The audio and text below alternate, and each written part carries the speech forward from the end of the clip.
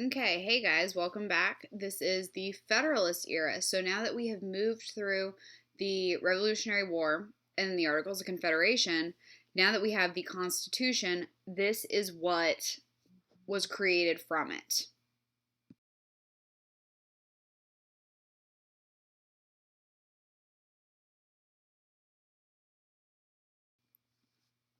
So this is the new nation as of 1787, which you should have seen on your maps.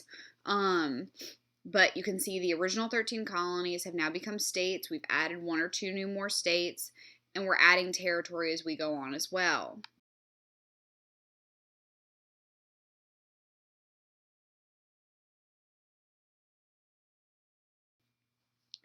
Now, the Washington administration. George Washington was elected, hands down, no contest, the first president of the United States by the Electoral College in 1789. He served from 1789 to 1797. John Adams was his first vice president. Now, back then, when they did elections for the first few times, they did it that first place became president and second place became vice president. So your second place would be of a different political party, but we haven't hit political parties yet, so don't worry about that just yet.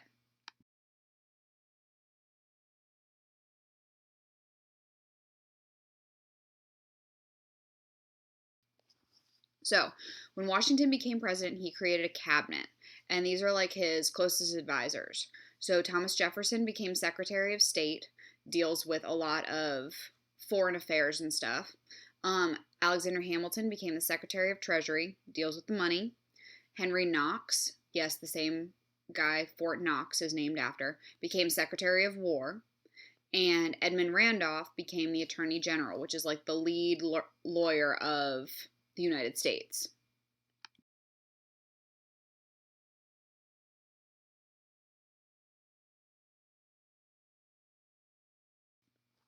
So, Hamilton, he had this financial plan for the United States through his position as head of the Treasury. Now, he said the new government needed money in order to pay off its debts and provide for services. So, in order to do that, you have to restore American credit. You've got to raise the revenues. They wanted to do this through excise taxes. Excise taxes were taxes on whiskey. Can you imagine people being very pleased about taxes on whiskey? Not really. And he also wanted to establish a national bank for everybody's money to be held by.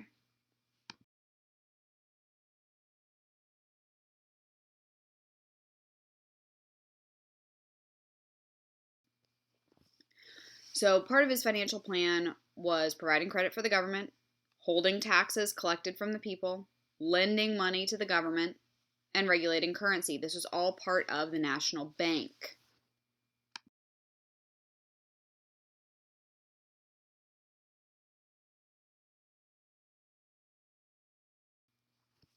Hamilton's critics, largely Jefferson and Madison, argued that the plan rewarded the rich bankers and hurt the farmers. They said there was a deal between the government and wealthy investors, not such an unfamiliar argument that we hear today, and argued that the bank was a power of the state and that the national bank was unconstitutional. That banks should be held by the states, not by the federal government.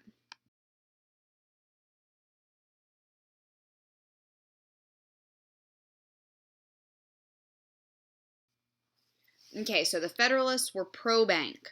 That's John Adams and Alexander Hamilton. Hamilton wanted a national bank to help establish a stronger economy. He's what we call a loose constructionist. He believed in a strong national government and a commercial manufacturing economy. He was supported by bankers and businessmen, largely in the Northeast.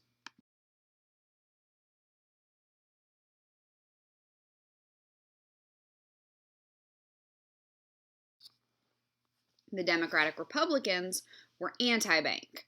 They were led by Jefferson. He opposed the bank because the power to create it was in the Constitution. It was not in the Constitution. And he was a strict constructionist. He believed in a weak national government and an agricultural economy. And he was supported by farmers, artisans, and frontiersmen in the South. So the Northeast was Federalist, the South was generally Democratic Republican.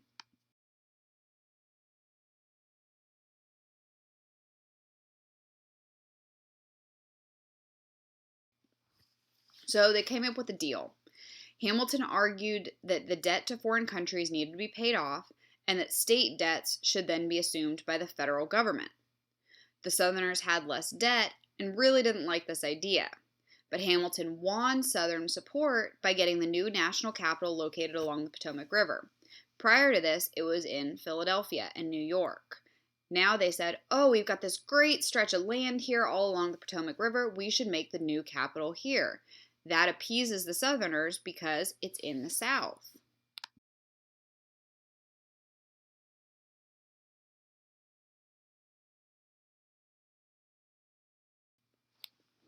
Okay, so because of a lot of the stuff that was going on in the new government, you have general public opinion and backlash. The Whiskey Rebellion was part of that. The Whiskey Rebellion happened in 1794. Angry farmers in western Pennsylvania attacked federal agents who were collecting the excise taxes on whiskey. Washington had to call up 15,000 troops and demonstrate the power of the federal government under the Constitution.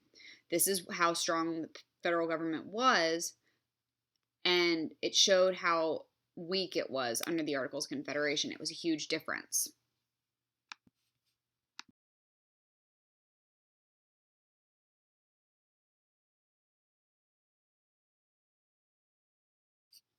Okay, the Jay Treaty. That was argued between 1794 and 1796.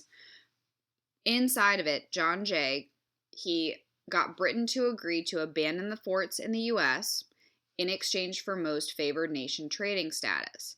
Now, technically, Britain was supposed to have abandoned all of their forts in the U.S. following the Revolutionary War. That was part of the Treaty of Paris. They didn't do it. So Americans were getting really ticked off at it, and finally Britain agreed to finally leave if they got most favored nation trading status, which means they're basically our first trading buddy. It temporarily established peaceful relations between Great Britain and the U.S. That was due to change in a few short years.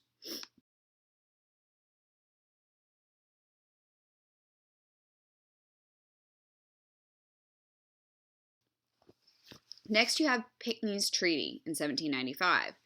It settled the West Florida boundary, and it gave us free navigation of the Mississippi River. That helped us from north to south. And it also gave us the right of deposit in New Orleans, which meant that we could trade there without a lot of issues.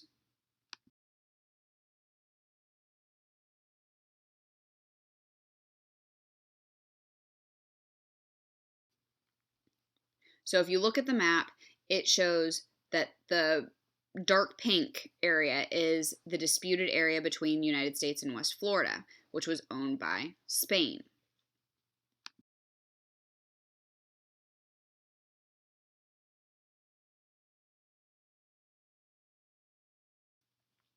Now, it was resolved in our favor, so we got that, and it was absorbed into Georgia, and we got the lines along the Mississippi River.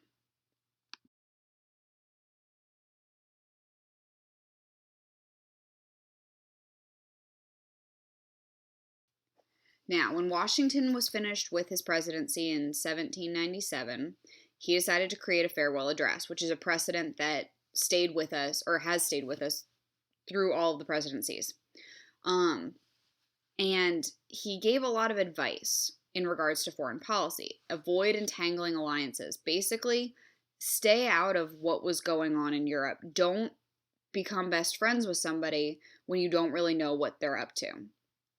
And remain neutral. Don't get involved in foreign conflicts. He said, we're a new country. We need to focus on us.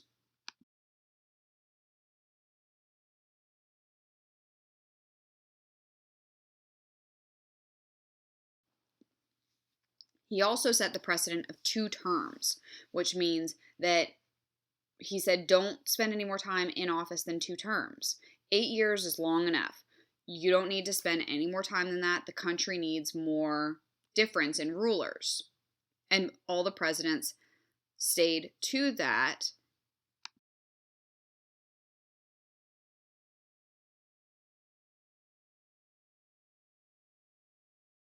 Except for one, Franklin Roosevelt, in the 1940s.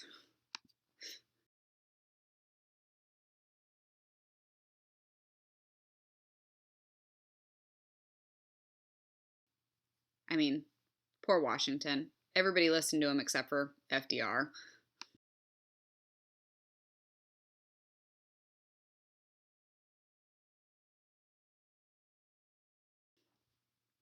So he set the two-term precedent. The 22nd Amendment in 1951 made Washington's precedent official after FDR died in office after 4 terms.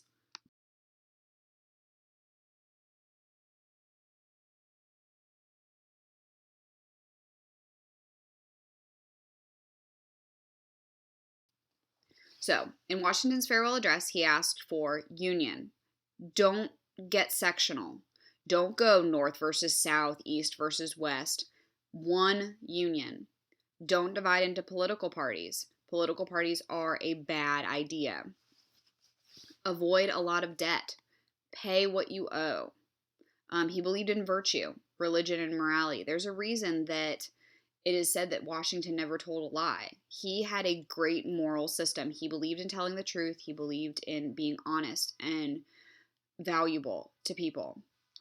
He did not want power consolidated all into one. He wanted it separated between the federal and state governments and remain neutral to foreign countries. Stay out of it. Mind your own business.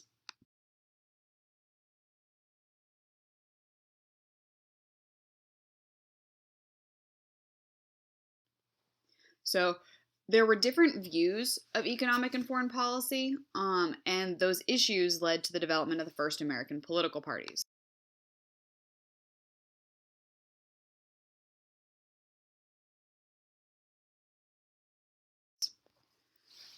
First, you have Federalists, and then you have the Democratic Republicans. Now, the Federalists were led by Hamilton and Adams.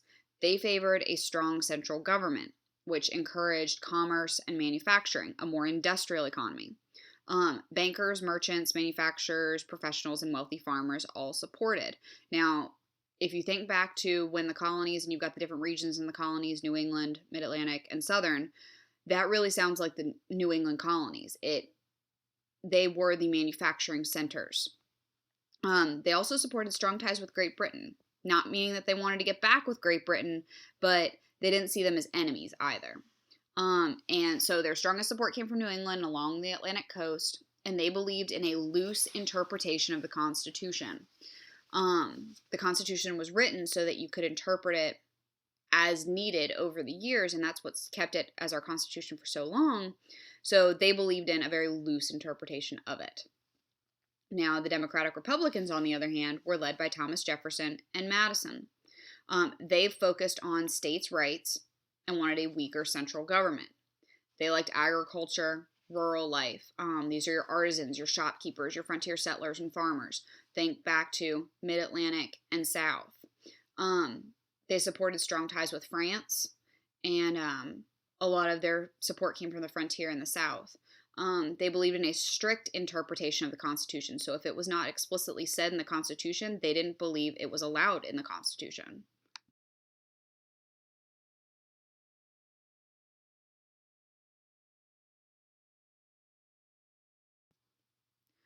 So Washington's legacy was, in his farewell address, he stated his neutrality proclamation, and that defined American foreign policy toward Europe until World War II. And that's a huge deal. We stayed out of Europe's business because we didn't want to get involved, and our first president told us not to. Now, think about World War II. Who might be the president that broke that?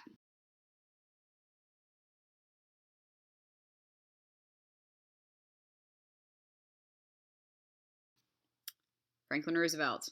If you click on the YouTube link, you can see another video where he specifically says, your boys are not going to be sent into any foreign wars. That was Roosevelt in 1940.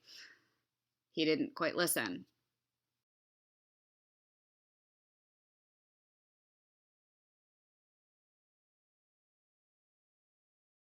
Again, Washington has the right to be a little ticked off. So not only did Franklin decide to totally throw the 2-term limit out the window, but he decided to take us into European wars. Not cool.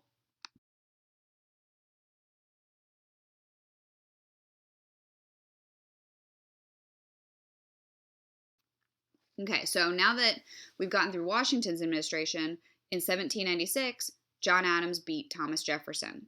Now, remember what I said back before about the presidential elections, and first place gets the presidency and second place gets the vice presidency. So John Adams was a Federalist. He became the second president of the U.S. So he served from 1797 to 1801.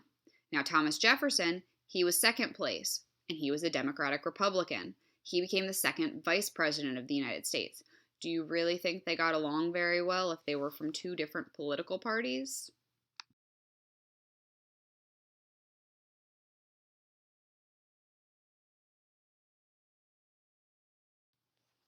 So, the Adams administration, one of the major things going on was the XYZ affair. That happened in 1797 and 1798.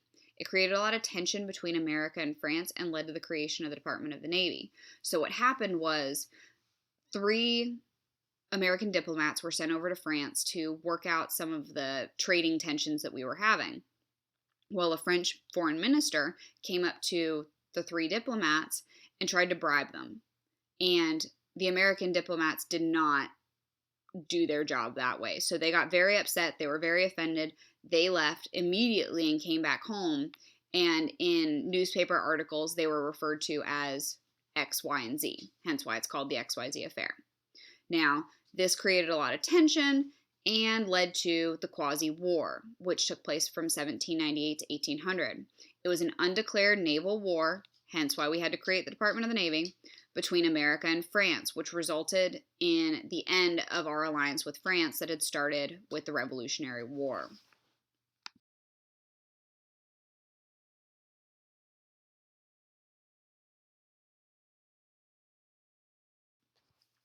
Now, also part of the Adams administration, you had the Alien and Sedition Acts in 1798.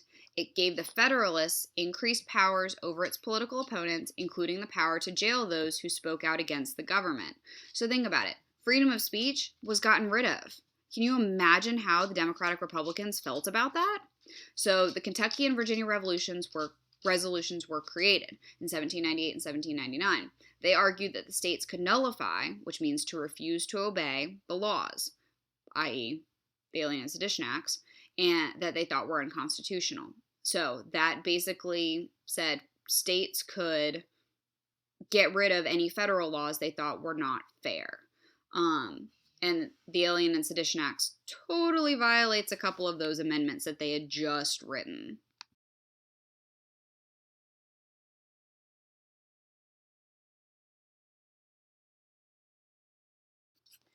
So here are the key issues that went on in the early presidencies, and this shows you the Federalist position and the Democratic Republican position.